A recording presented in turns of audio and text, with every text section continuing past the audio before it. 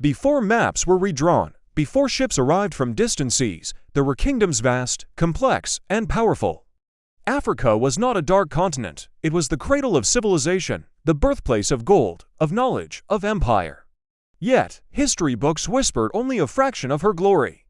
Today, we remember the forgotten, the kingdoms that built legacies long before Europe's rise. This is the story of Africa's untold empires.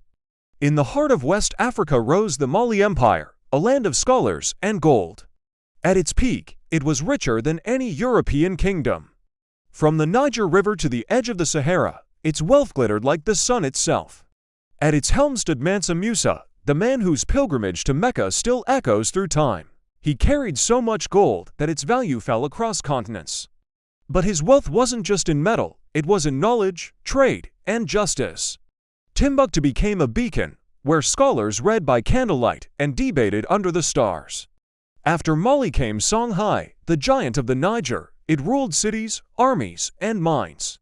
Under Askia the Great, Songhai built one of the largest empires in African history, stretching from the forests of Ghana to the deserts of Libya. The empire stood as proof that Africa understood governance, administration, and diplomacy long before colonial rule. But power breeds envy, and betrayal opened its gates. When the Moroccan army attacked in 1591, the empire that once stood invincible fell to dust. Deep in the forests of present-day Nigeria stood the kingdom of Benin, known for its artistry and order. Its city was mapped with precision, wide streets, fortified walls, and royal palaces glittering in ivory and bronze. Benin's bronzes were so detailed that Europeans thought Africans could not have made them. But they did, with brilliance, pride, and a technique unmatched even today. The kingdom traded with Portugal yet remained fiercely independent. Until greed and gunpowder arrived. In 1897, British forces burned Benin City to the ground, looting its treasures.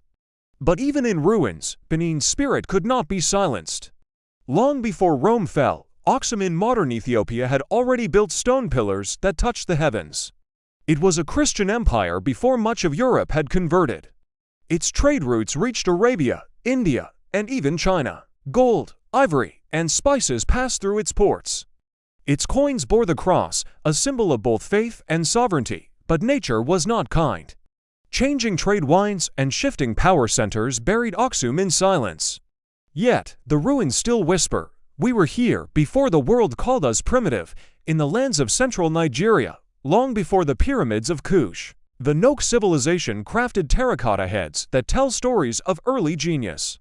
They had metallurgy, working iron before many others knew the secret of fire and ore. They farmed, governed, and worshipped gods of earth and sky. Their mystery remains: no written records, no rulers remembered, just art that refuses to die. Every sculpture, every clay face, is a reminder that creativity has ancient roots in African soil. Across the Lake Chad Basin, the Kanem-Bornu Empire thrived for 1,000 years. A dynasty that stretched from the 9th to the 19th century, older than many modern nations. It controlled caravan routes, spread Islam, and built alliances across the Sahara. Its rulers, called Mace, governed with Islamic law and regional wisdom. But with time, trade shifted, power fragmented, and the empire faded like the dunes it ruled. Still, the spirit of Bornu shaped the cultures of Chad, Niger, and Nigeria for centuries to come. In southern Africa stood Great Zimbabwe, built from stone without mortar. Walls 30 feet high, perfectly balanced, a symbol of power and unity. Its builders mastered architecture, astronomy, and trade. Arab merchants called it the City of Gold, yet, for centuries, outsiders refused to believe Africans built it. Archaeology later proved otherwise. Great Zimbabwe was an African wonder, rivaling Machu Picchu or Rome. Its story, buried under prejudice, now rises again. Before Zimbabwe, there was Mapung Ubo, the Hill of the Jackal. It was one of Africa's earliest states, trading gold with China and Arabia in the 11th century. Nearby, kingdoms like Congo, Dahomey, and oil rose and fell with time, each a lesson in leadership and ambition. They built armies and art that defied the world's assumptions. Some were warrior nations, others, traders or philosophers. But all shared one truth: Africa was never sleeping. She was building, empires rise, and empires fall. But stories stories last forever. Africa's kingdoms were not lost, they were buried under dust and were written maps. Now, their voices call again, in the art, the ruins, and the people who still carry their blood.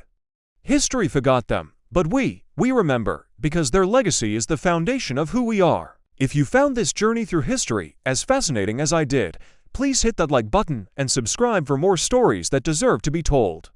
This is Legaci Lens, stories that shape the way we think. Watch out for part 2 where the forgotten rise again.